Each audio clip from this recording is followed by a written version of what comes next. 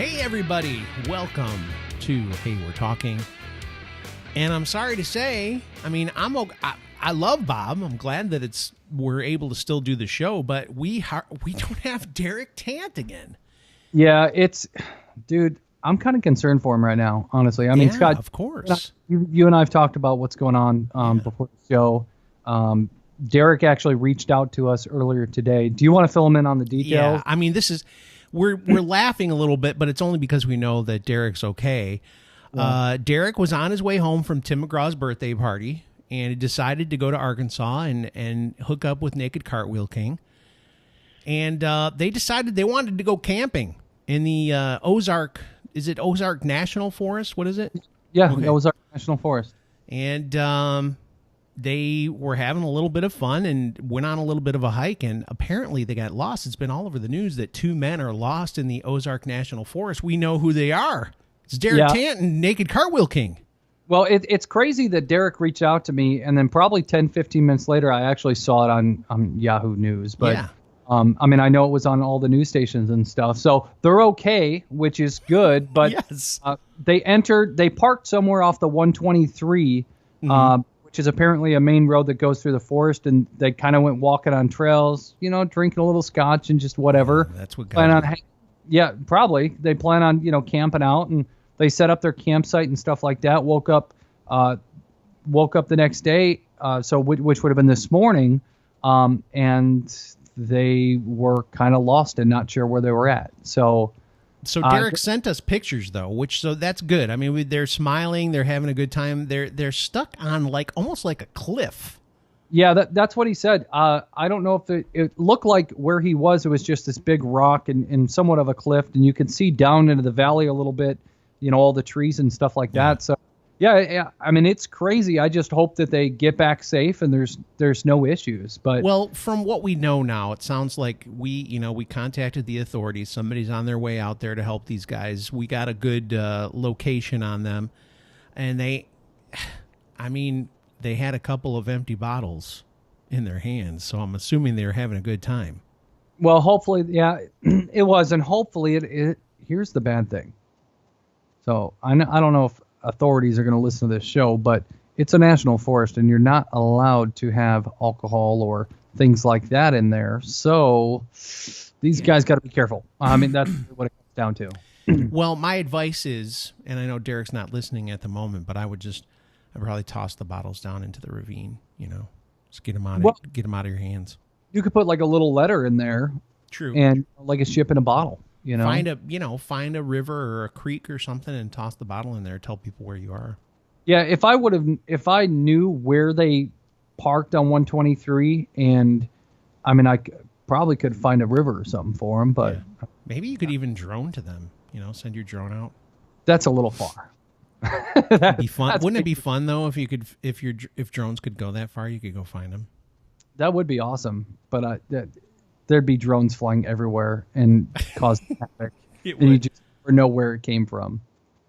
So, Derek, Derek told us he's planning to be here for the Friday show, so that's good. But we know he's safe, and we know Naked Cartwheel King really knows his way around a forest, so I think everything should be good. They just got turned around.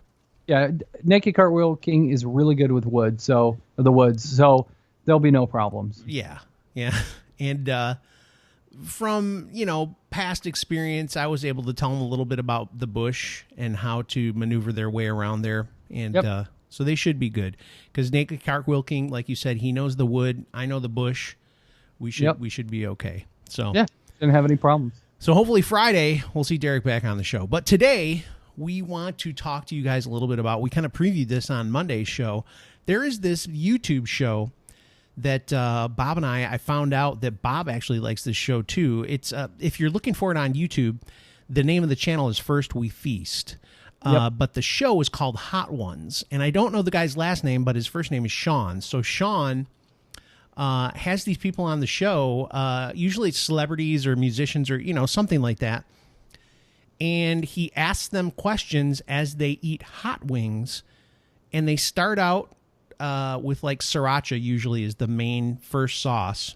And then the sauces work up until it's pure insanity is basically what happens. I mean, it's like hotter than I think they do. The last one is like, I forget how many times. I feel like it's like 1,000 times hotter than a jalapeno.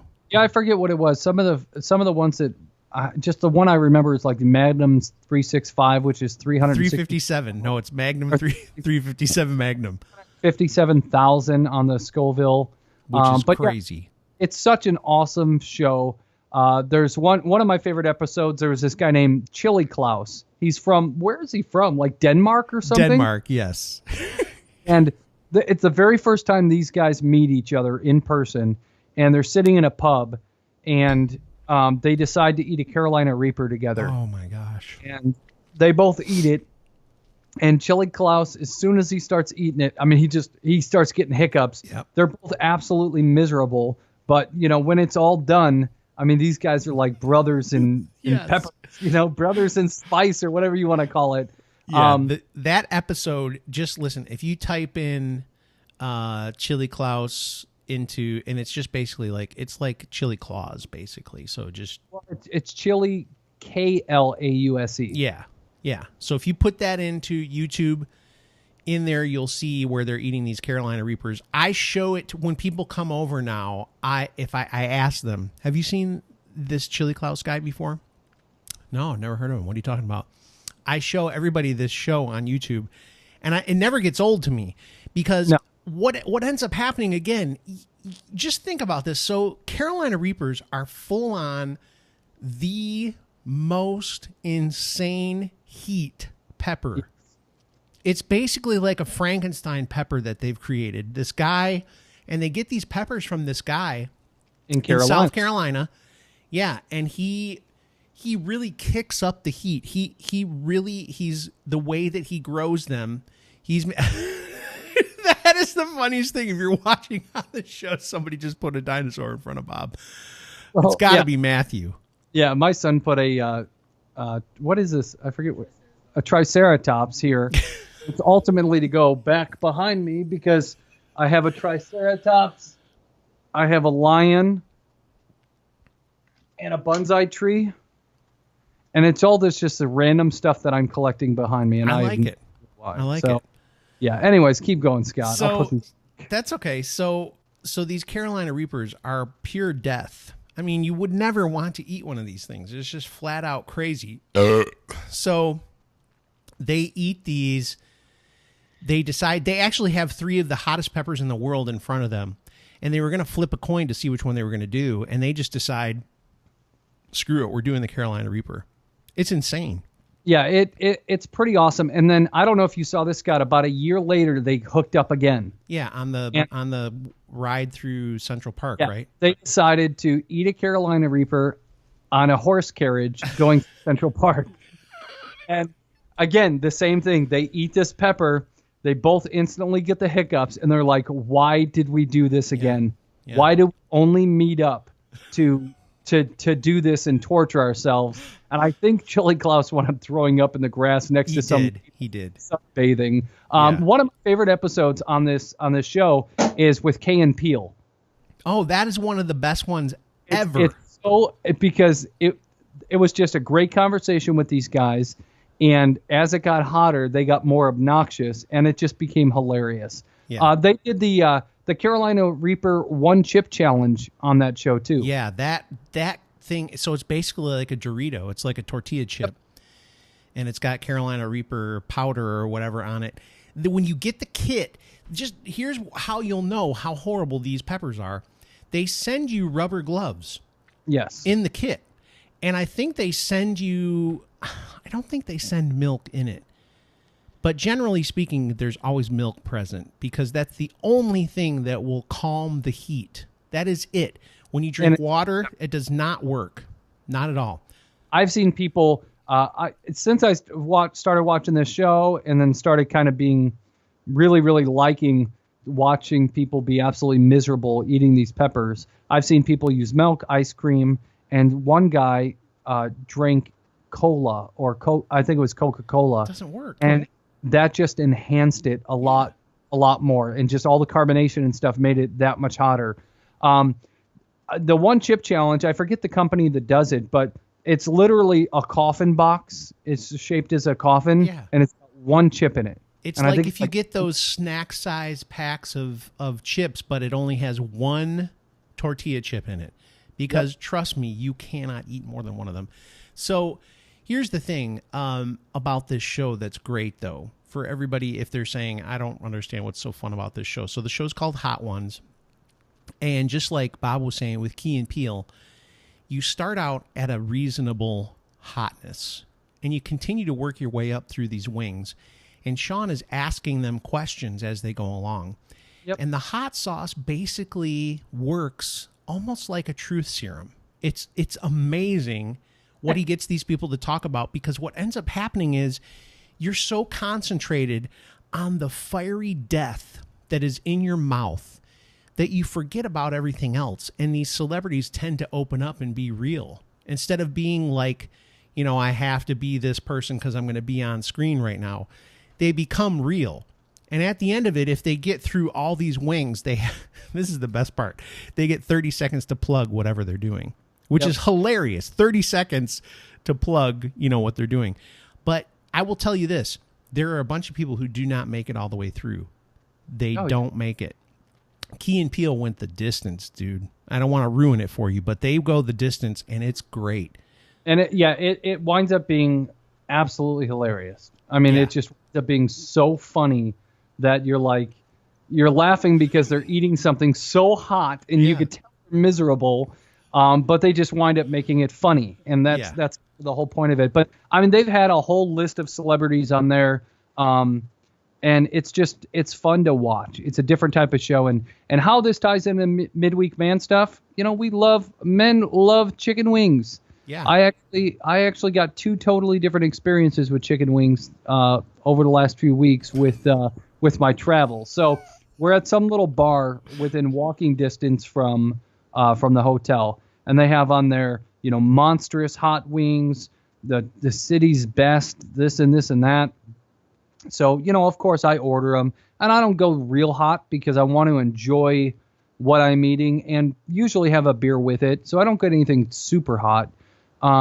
So about an hour later, these wings come out, and they look like something that I could have bought at a grocery store in a frozen bag. Oh. And they were miserable. I mean, they were bone in, so they were just terrible wings. And then 2 days later, I wound up going to a different place and getting some boneless wings. Were they good? They were a heck of a lot better. The sauce had a weird aftertaste, but I mean, they were better than the other ones I had. So I love chicken wings. Yeah.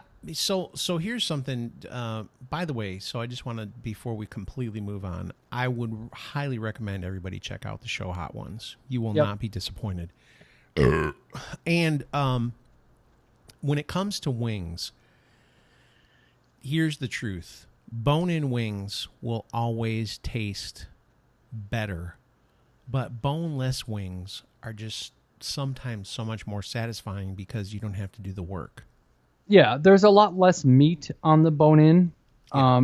It's more work. Your hands are going to get dirty, all that stuff. Boneless. But the taste. Yeah, I mean, the taste is different. The boneless, that's just maintenance-free, man. You get a fork and you just eat it. So just depending on my mood, where I'm at, will determine what kind of wings I like. But, you know, and sometimes I go with the ones that are a little bit hotter. Sometimes I go a little bit mild, just depending on how I feel that day. What's your go-to sauce at Buffalo Wild Wings? Oh, gosh. I typically do like the Jamaican jerk. Yeah, that's my favorite, Caribbean jerk. Yeah, Caribbean jerk. And then one I've really liked a lot lately, which isn't hot, but it's the Parmesan garlic. Really? Yeah, that's a pretty good one. But if I'm going hot, it's mango habanero. Those are good too. Those aren't bad. I try to be careful because, as you and I have both alluded to in the past, we both have sensitive gut sometimes. Yeah. So I try to be careful. I made a huge mistake last time we went to Buffalo Wild Wings. I got Caribbean jerk, and I said extra sauce. I said sauce those babies up. The extra sauce was a killer. That was a bad choice. I've got some friends who actually they'll get their wings without sauce, and then they get the sauce on the side, 2 different sauces, and then they just dip their wings in the sauce. Yeah, I don't know. There's something about them, that sauce getting on the wing right after it comes out of the fryer. Yeah, there's something that it just sucks it up. Put it in some kind of special spinner or something, and okay, there you go. Yeah. One of the things I did when I was going hardcore on keto was you get the rub, that Chipotle dry rub they have. Mm-hmm. It's really good, man. It's really good. And I did the salt and vinegar, which I never would have thought of. So I did salt and vinegar wings. It was good, dude. It was good. I don't know if I do the salt and vinegar wings because I don't like things that are super salty, like the salt and vinegar chips. You don't like those? I do, but I can only have a limited amount of them because that taste kind of destroys. They rip your mouth apart. If you eat too many salt and vinegar chips, you're screwed. Yeah, it's like having cereal rash. What is cereal rash? There's only a couple of us that really know what it is. I coined the phrase, but do you eat cereal, Scott? No. You've eaten cereal in the past? Yeah, but I'm not a cereal guy. But here's what cereal rash is. You eat your cereal and you don't realize it, but when you're done, like the roof of your mouth is all charred up and chewed up from that cereal. Like you've created road rash on top of your mouth from the cereal. Are you eating dry cereal? No, even if you moisten it, there's like Captain Crunch, man. That's known for. I'm a cereal guy, so Captain Crunch, that's known for giving cereal rash. You have to eat that very carefully. So there's going to be Captain Crunch is known for cereal rash. There's a couple. That's why I like Golden Grams, which is my favorite cereal ever. And this is like a whole nother show. We could do a whole cereal show. Let me write that down. Dude, write it down because this is good, man. There are people right now yelling at us like, "No, man, Golden Grams is not the best." There's man. I'm a cereal expert. So now that you're saying the thing about Crunch, Captain Crunch, I just got like a flashback. I understand what you're talking about. It's cereal rash. It's sharp. Yes. It's almost like it'll cut you up. Yes, it does. It creates a small rash in your mouth that you deal with for the next 4-6 hours. It's like if you're eating tortilla chips and you accidentally bite on one going up and down, and it stabs into the roof of your mouth. Right. That's usually what I do because I'm always so hungry. I just throw tortilla chips in my mouth all sideways. I'm a rebel. But no, cereal rash is a thing. I know my buddy Jake is listening, and he's experienced it. We've discussed it. Jake has had cereal rash? Yeah. Jake and I, we've kind of been trying to scale back from cereal a little bit because we are such cereal fans. But anytime we find that oddball cereal, like I sent him a picture. I texted him a picture of Reese Puffs, but they were shaped like bunnies for Easter. No. So I sent him a picture of that. Or when Girl Scout cookies come out, they had Girl Scout cookie mint cereal. So, of course, I sent him a picture for that. So, yeah, we will do a show on cereal. We have to. Or maybe a whole week on cereal. You know what we should do? No joke. I'm not even playing around. We should do a show, a week of shows where all we do is eat cereal for the whole 5 days of that week. So Monday through Friday, we do all these different cereals, but it's all you can eat is cereal for 5 days. I have to go get some Lactaid milk because milk doesn't agree with me. Do almond milk. I don't know if I've ever had that. It's good. You will like it. Trust me. I've had it in like a smoothie or this and that, but I've never had it in cereal. So do it in cereal. It's good. I bet you that Lactaid milk would be fine. I just don't like the way you say Lactaid. I don't know why. Lactaid. That's what it's called. I know. It just sounds weird coming out of your mouth. That's all I can say. Lactaid. Okay.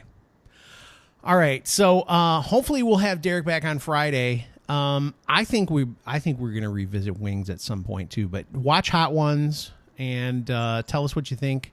And tell us what kind of. I got a great idea. Yeah, go. A whole week of chicken wings. No, you and I will be on the toilet constantly.